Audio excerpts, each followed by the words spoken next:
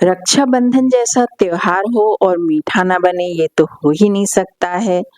तो चलिए बनाते हैं बहुत ही आसानी से बनने वाला छेना की ये मिठाई चमचम। तो चमचम रसगुल्ले जैसा ही बनता है, बस शेप का थोड़ा अंतर रहता है। तो इसके लिए हम फुल क्रीम दूध लेंगे और इसमें 1 नींबू का रस और उतना ही पानी मिला करके दूध में डालेंगे। दूध को पहले बॉयल करके रूम टेम्परेचर पर ले आए थे और इसको एक बार चला देंगे। थोड़ा-सा कम लग रहा है तो थोड़ा-सा इसमें और डाल देंगे और फिर इसको एक बार चला करके थोड़ी देर के लिए और छोड़ देंगे। और थोड़ी देर के बाद जब हम चलाएँगे तो देखेंगे कि जो दूध है ये कर्डल होने लगा है। ठीक है, तो देखिए कितने अच्छे से ये कर्डल हो गया है, इसमें छेना कितना सॉफ्ट छेना बना हुआ है। तो ये एक टिप है कि उबलते हुए दूध में कभी भी आप अ, नींबू का रस मत डालिएगा छेना बनाने के लिए। अगर आप चाहते हैं छेने की मिठाई बिल्कुल सॉफ्ट बने, तो थोड़ा-सा उबाल करके थोड़ा ठंडा होने दीजिए। तो देखिए बिल्कुल सॉफ्ट नाजुक सा छेना अलग हो गया है। नीचे ग्रीन वाटर जिसे वे वाटर कहते हैं वो भी एकदम सेपरेट हो गया है। ठीक है? और अब हम क्या करेंगे कि एक दूसरे बर्तन में छन्नी लगा करके उसके ऊपर एक पतला कपड़ा बिछा देंगे और उसमें इस छेने को हम छान लेंगे। तो जनरली लोग बोलते हैं कि छेने का जो ये वाटर होता है इससे आप सब्जी में यूज़ कीजिए या फिर आटा गूँथिए। तो मैं नहीं समझती हूँ कि ये कोई सही तरीका है, क्योंकि इसमें नींबू का स्वाद रहता है, फटे दूध का स्वाद रहता है, तो वो थोड़ा-सा ठीक नहीं लगता है। मैं तो नहीं यूज़ करती हूँ, फेंक देती हूँ। और अब इस छेना को ठंडे पानी से अच्छी तरह से धो लीजिए ताकि इसके अंदर का जो खट्टापन है नींबू का, ये अच्छी तरह निकल जाए। ठीक है? तो ये खट्टापन निकालना बहुत ज़रूरी होता है।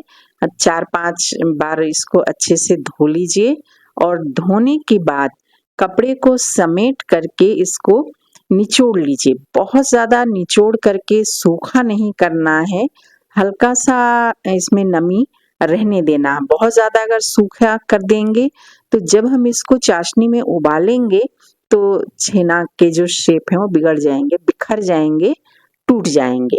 तो हल्का-सा नमी रहे तभी हम इसको निकाल लेंगे और निकालने के बाद इसके जो पेड़े जैसा बन गया इसको फोड़ लेंगे और हथेली के इस हिस्से से इसको अच्छी तरह से मस लेंगे। सबसे पहले तो फोड़ लीजिए और करतली जो होता है इस हिस्से से बहुत अच्छी तरह से मसलिए। कम से कम 5 से 10 मिनट तक मसलिए, लेकिन हल्के हाथ से मसलिए, पूरी ताकत लगा करके मत मसलिएगा, है ना? नहीं तो ऐसा लगेगा कि जैसे घी और मक्खन बाहर आने लगेगा, है ना?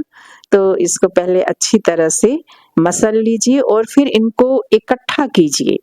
अगर ये पूरा तरह से बर्तन को छोड़ दे रहे हैं तो ठीक है, नहीं तो थोड़ी देर और इसे मसल लीजिए।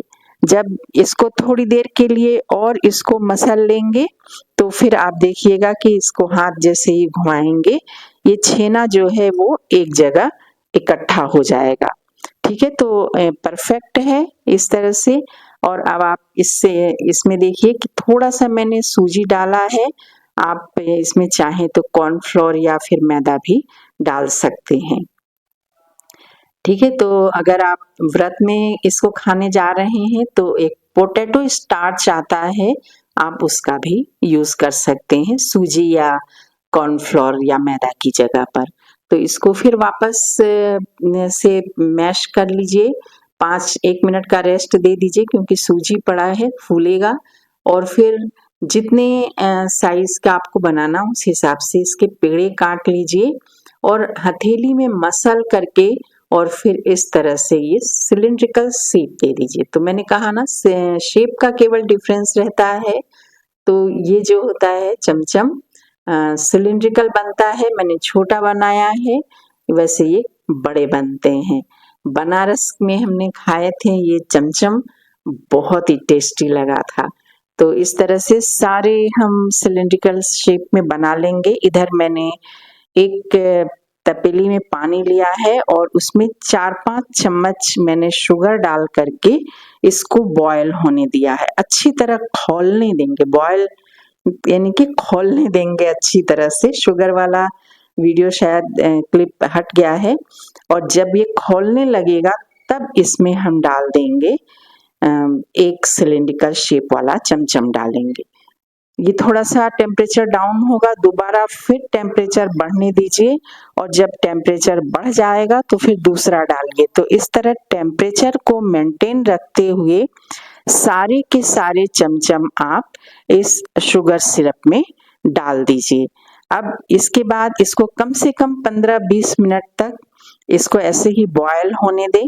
शुरू में चलाए नहीं, 10-1 मिनट के बाद हल्का सा इसको हिला दीजिए।